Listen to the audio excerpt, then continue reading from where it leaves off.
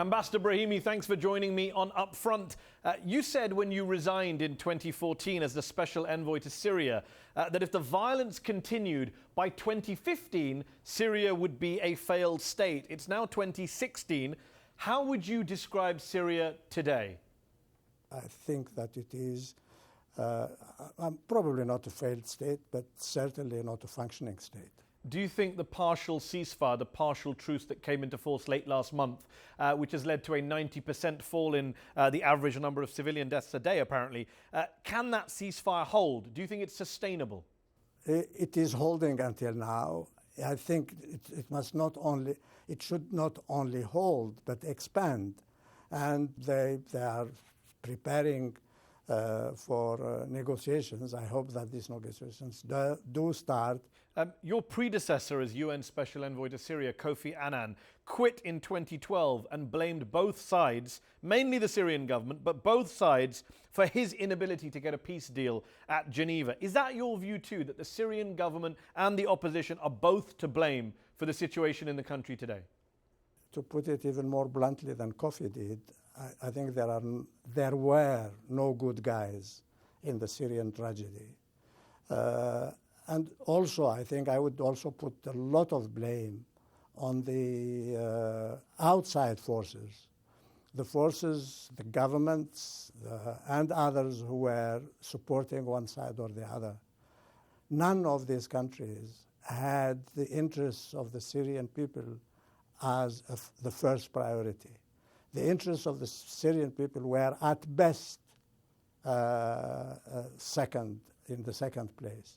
I'm afraid it was the case also for the government. The government was much more interested in staying in power than in thinking of what were the interests of the Syrian people at that particular stage. You mentioned outside powers. Let's go through them in turn. You, of course, were the envoy to Syria on behalf of not just the UN, but the Arab League. Why hasn't the Arab League been able to sort out this problem in its own backyard? And did Arab countries like Saudi Arabia or Qatar and others, did they make the conflict worse by backing this or that rebel group on the ground, in your view? You see, I think that, everybody was a victim of a very superficial analysis of the situation. Remember the Arab Spring? The president of Tunisia, where it all started, fell in about 3 weeks. The president of Egypt fell in, I think, even less than that. So it was taken for granted that the government in Damascus would collapse in no time. So when you were the Special Envoy, were you arguing against the arming of rebel groups by the US, by Turkey, by Saudi Arabia, by Qatar and others? Yes, we were arguing, and I think we are on record, the Secretary General and myself, of stopping not providing weapons to all parties, including the government. So I think the Russians and the Iranians had to be in.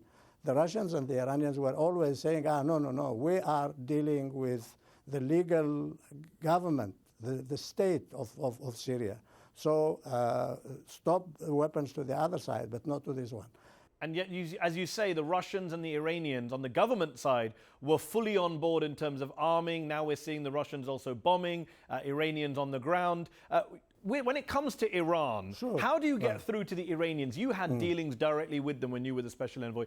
Is there a way of separating Iran from Assad or not? I think that Iran is a regional power. There are differences between the region. And as I told you, nobody is thinking of the interests of the Syrian people.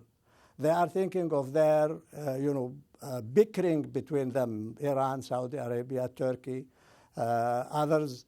I think if this is what we were telling them, all of them, to the Iranians and to the others.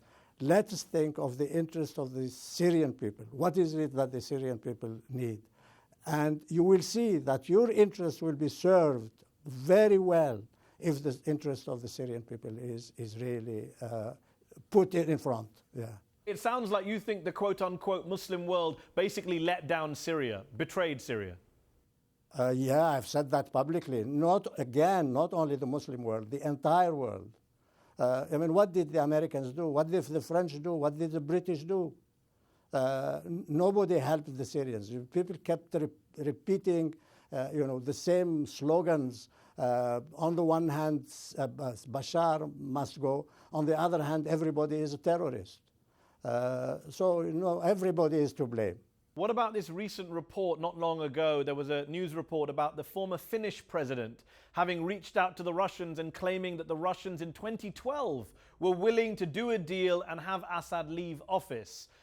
Is that what you had heard? Is that what you experienced? I think one has to say that the Russians had a much more realistic analysis of the situation than practically everybody else. And perhaps we should have everybody, and we did talk to them and listen to them, but I think everybody should have listened to the Russians a little bit more than they did.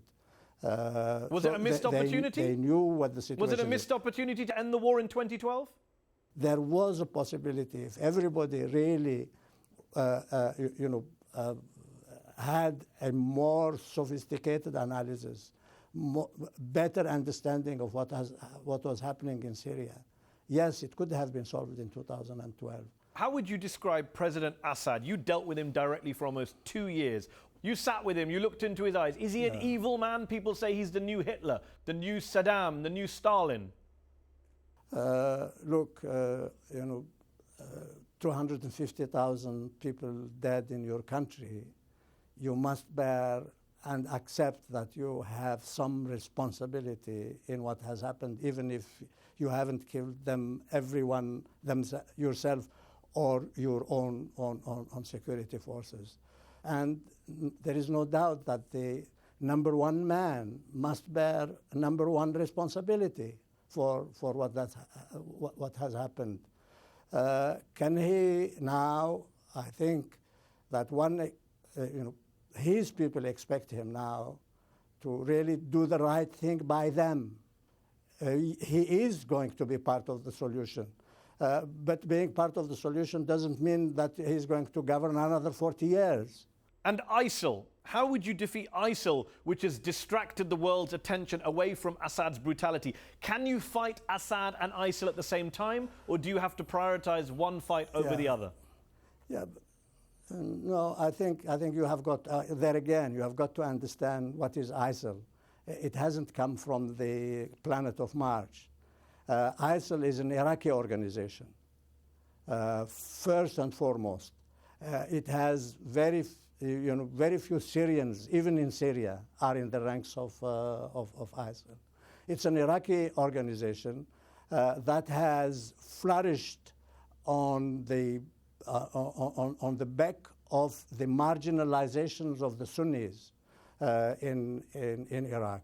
I think the government of Iraq and the people who support the government of Iraq, in the first place Iran, but also the United States, have got to understand that al-Qaeda was brought to Iraq by the invasion of Iraq by the United States. What about this sectarian genie? Is it now out of the bottle, post-Iraq, post-Syria, this Sunni versus Shia conflict that everyone's talking about that's supposedly spreading across the Middle East? Can that be put back in the bottle, or is the Sunni-Shia conflict going to haunt the Middle East for years to come? It must be put back into the bottle. I have been talking about this for now, 7, 8 years.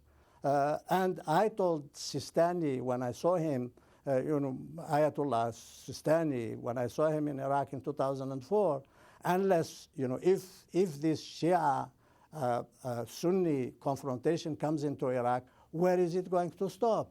So yes, the genie must be put back into the bottle. There is absolutely no reason why Sunnis and Shia will now start, a 100-year war. There is no need for it. Ambassador Brahimi, thanks for joining me on UpFront. Thank you for having me. Thank you very much.